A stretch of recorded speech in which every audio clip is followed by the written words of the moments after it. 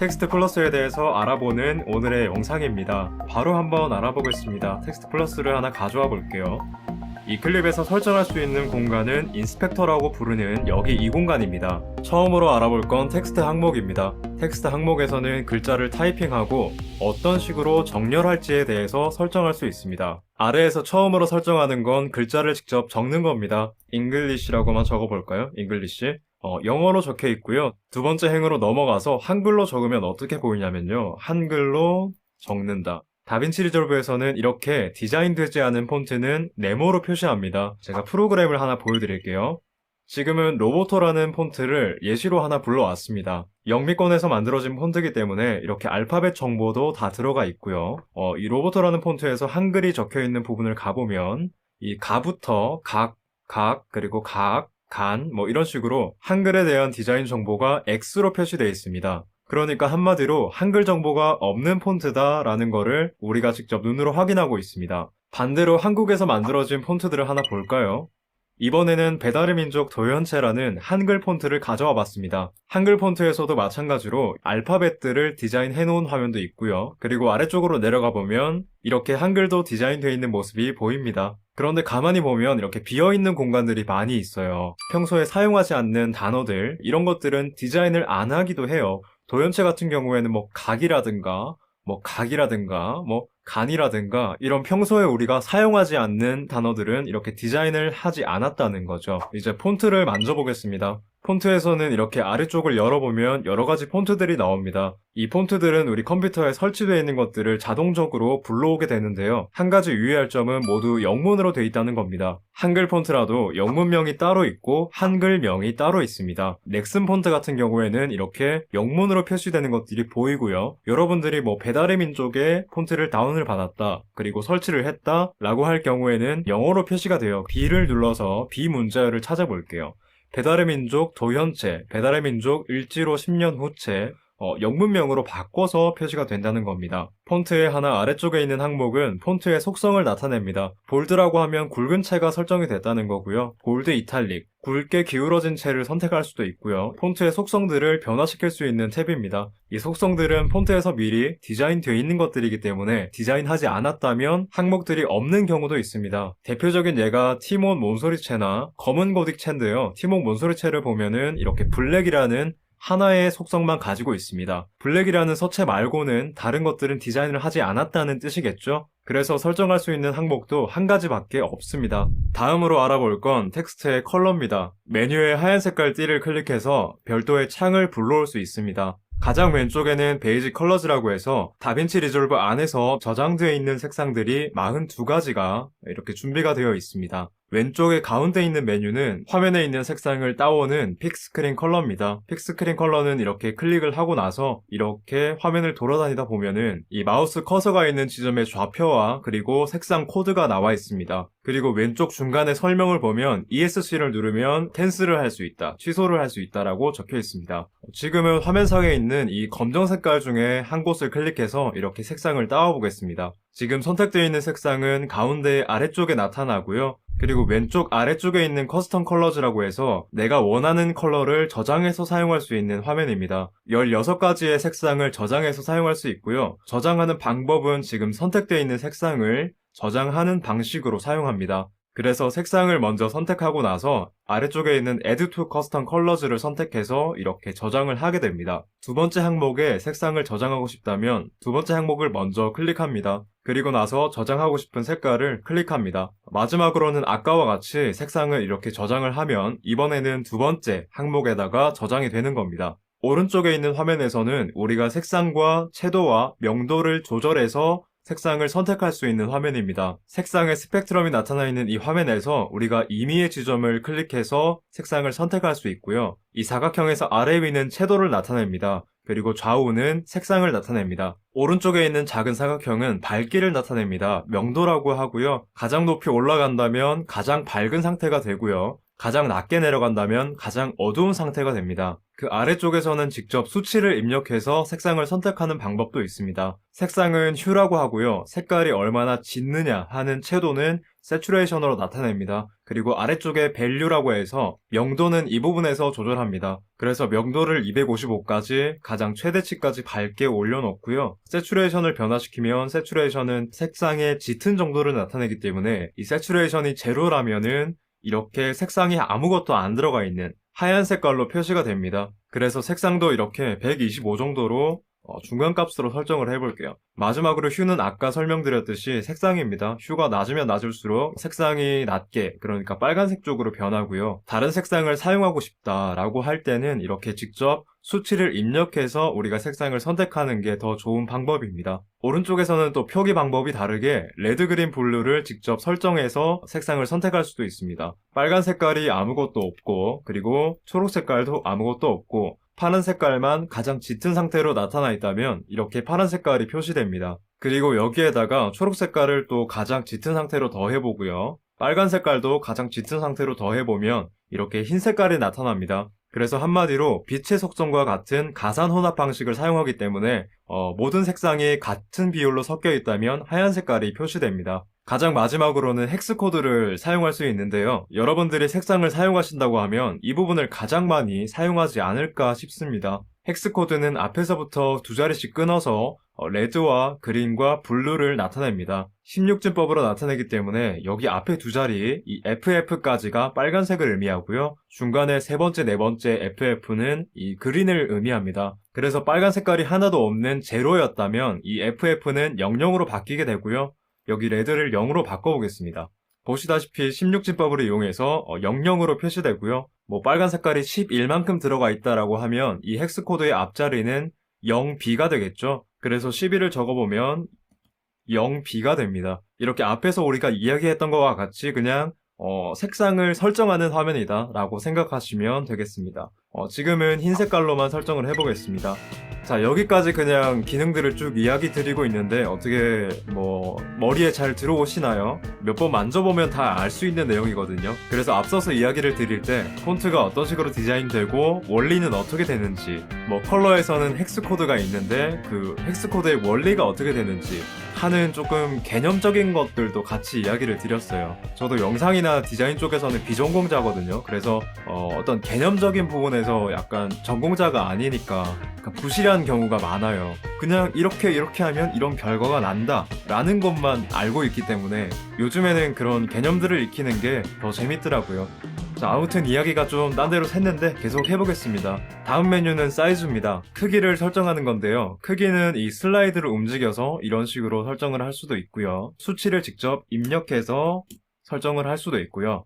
이 수치 입력하는 곳에다가 마우스를 클릭한 다음에 좌우로 이동하면 굉장히 미세하게 조절을 할 수도 있습니다. 그리고 마지막으로 여기 슬라이드의 좌측에 아래 보면은 이 점이 조그만 게 하나가 있어요. 이 점은 원점으로 되돌리겠다, 기준점으로 되돌리겠다 하는 건데 이 기준점이 지금은 0.08로 설정이 돼 있어요. 그래서 점을 클릭하면 기준점으로 돌아간다 라는 것까지 얘기를 드렸습니다. 그 아래쪽 메뉴는 트래킹이라고 돼 있는데요. 자간입니다. 글자 간의 간격을 설정하는 거예요. 그래서 글자 간격이 넓다라고 하면 이렇게 글자 간격이 넓어지는 거고요. 글자 간격이 좁다 하면 이렇게 역전되기도 하네요. 여기서는 자, 이렇게 글자 간격이 좁아지기도 합니다. 그리고 원점은 1로 설정되어 있습니다. 자, 아래쪽 메뉴를 계속 볼까요? 아래쪽 메뉴에서는 라인 스페이싱이라고 해서 행간이라고 표현해요. 그래서 이 행과 행 사이의 간격, 라인 스페이싱인데 행 사이의 간격이 넓다라고 하면 이렇게 쭉 넓어지겠죠?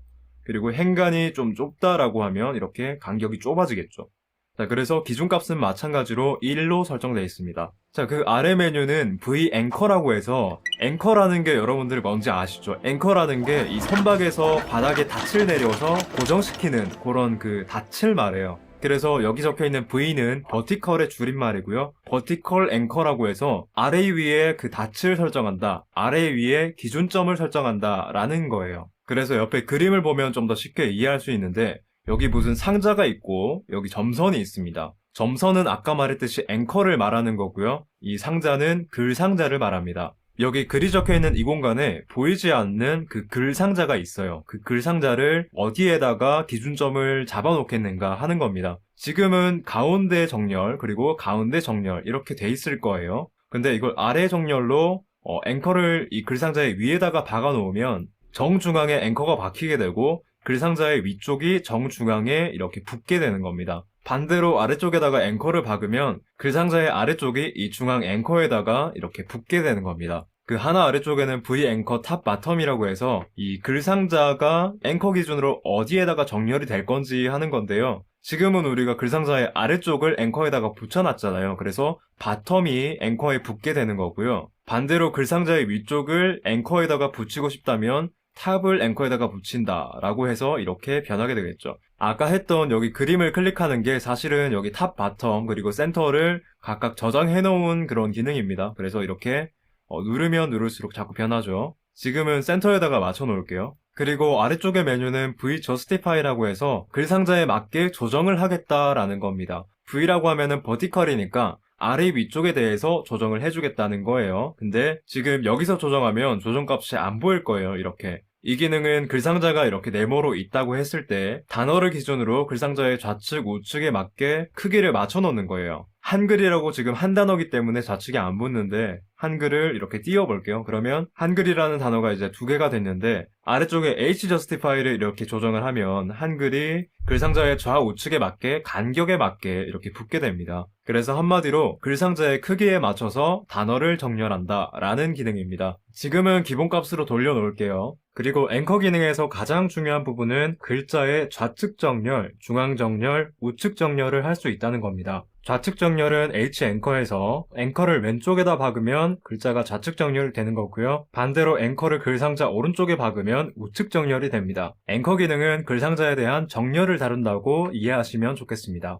다시 메뉴로 돌아가서 다음 메뉴를 살펴보겠습니다. 아래쪽의 메뉴는 디렉션이라고 적혀 있어요. 방향이라고 적혀 있죠. 그래서 글자가 적히는 방향을 설정하는 건데 지금 우리 한글이나 뭐 영어나 이런 것들은 좌에서 우측으로 그리고 위쪽에서 아래쪽으로 글자가 써내려져 가잖아요. 그래서 자동으로 설정되어 있지만 왼쪽에서 오른쪽으로 위쪽에서 아래쪽으로를 기본으로 두고 있습니다.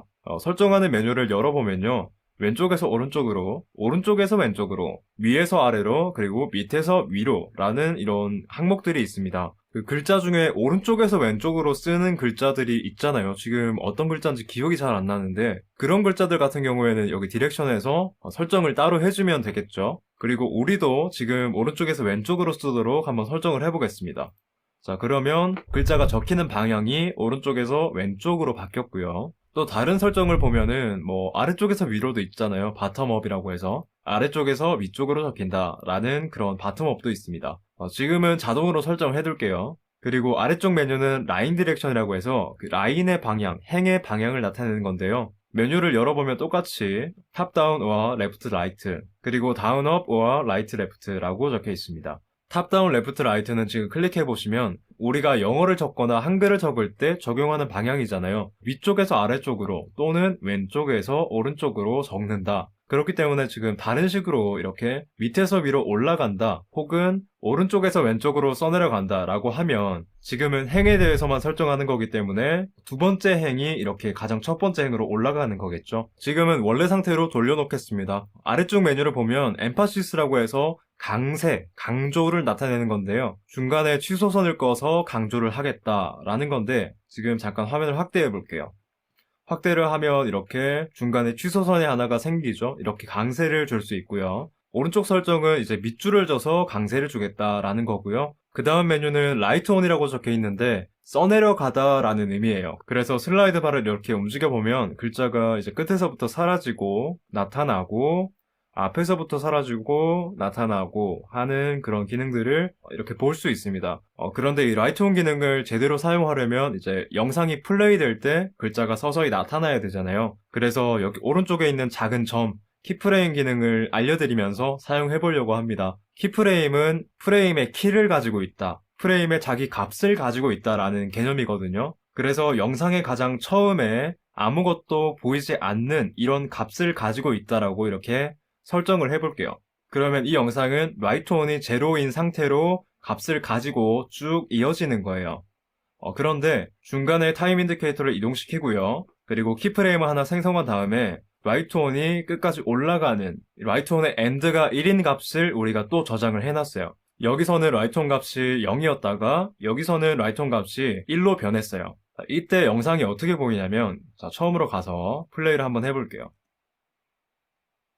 자, 이렇게 시간이 지날수록 값이 서서히 이동을 하잖아요. 그래서 처음 설정한 값에서 두 번째 설정한 값으로 설정 값이 서서히 변한다 라는 개념이 이 키프레임과 두 개의 키프레임 사이의 움직임입니다. 그래서 지금 두 번째로 설정한 키프레임 이후에는 우리가 키프레임을 설정을 하지 않았잖아요. 여기에 저장된 값이 이제 이후로도 계속 적용이 되는 거예요. 자, 여기까지 이제 접혀져 있는 메뉴를 제외하고는 다 배워봤습니다. 이 기능들이 뭐 다 있다고 해서 전부 다 한 번에 사용하지는 않아요. 평소에 작업하다 보면 쓰던 것만 쓰게 되고, 뭐 V 앵커라든가 V 저스티파이, 그리고 뭐 디렉션 이런 것들은 거의 손볼 일이 없잖아요. 한글이니까 뭐 적는 방향이 바뀌는 것도 아니고, 뭐 알고는 있지만 사용을 할 때는 그렇게 많은 기능들을 사용하진 않아요. 근데 가끔씩, 굉장히 가끔씩 사용을 할 때가 있어요. 뭐 디렉션 같은 경우에는 추석이나 설날에 보면은 이렇게 위에서 아래로 적는 글자들이 있잖아요. 풍성한 한가위 뭐 이런 식으로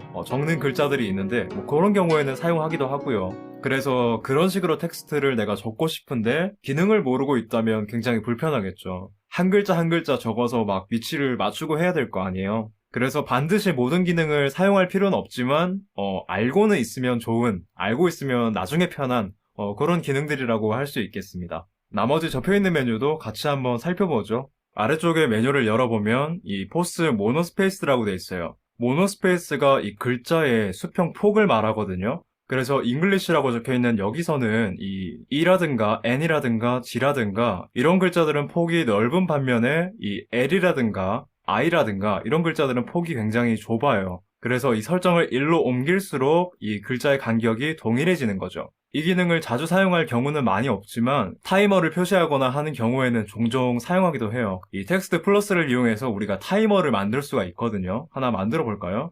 자, 밑에 거는 살짝 비활성화 시켜주고 이 텍스트의 히든 메뉴를 열어가지고 타이머를 한번 설정을 해볼게요. 타이머를 설정을 하고 나서 글자의 수평폭이 일정하지 않은 폰트를 하나 선택을 해보고요. TVN의 즐거운 이야기 이걸 설정을 해볼게요. 자, 그리고 나서 플레이를 한번 해보면 지금 글자가 좌우로 이렇게 왔다 갔다 하는 게 보이잖아요. 이게 왜 그러냐면 글자 간의 폭이 일정하지 않아서 그래요. 그래서 아까 설정하는 메뉴로 가서 이렇게 글자 폭을 동일하게 만들어주는 기능을 최대한으로 끌어올려 보면 지금 글자 자간의 간격은 굉장히 줄어든 것처럼 보이네요. 어쨌든 이 상태에서 플레이해보면 이렇게 아까처럼 이렇게 막 좌우로 진동하는 듯한 느낌은 없잖아요.